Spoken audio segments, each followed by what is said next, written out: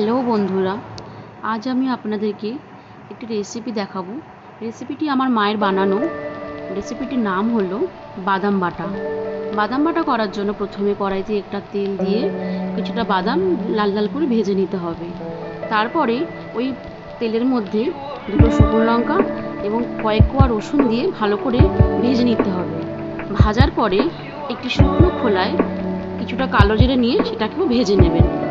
তারপরে সব কটা একসাথে জিনিস দিয়ে যেগুলো ভেজেছিলেন সেগুলো দিয়ে শিলে সব কটা জিনিস একসাথে ভালো করে বেটে নেবেন। দেখুন আমি কিভাবে বাটছি। এভাবে শিলের মধ্যে দিয়ে ভালো করে মিহি করে বেটে নেবেন। বাদাম বাটাটা শিলে বাটলেই খুব ভালো হয়, মিক্সিতে অতটা স্বাদ আসে না। তাই আমি চেষ্টা করেছি শিলে বেটেই আপনাদের দেখাবো।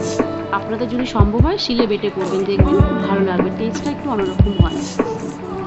সুন্দর করে মিহি করে বেটে এই রেসিপিটা আমার মায়ের বানানো। এটা বিয়ের আগে মা আমাকে বাড়িতে অনেকবার করে খাইয়েছে, আমার খুবই ভালো লাগে। তাই এসে আমি এখন শ্বশুরবাড়িতে এসে এটা আমি রান্না করেছি, খুব ভালো হয়েছিল রান্নাটা। তারপরে ভালো করে মিহি করে বেটে নিয়ে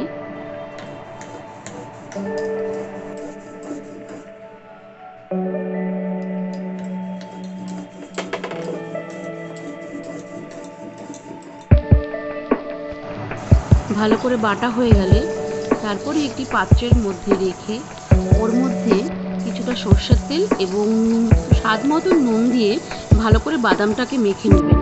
মেখে নিলে রেডি হয়ে যাবে বাদাম বাটা। গরম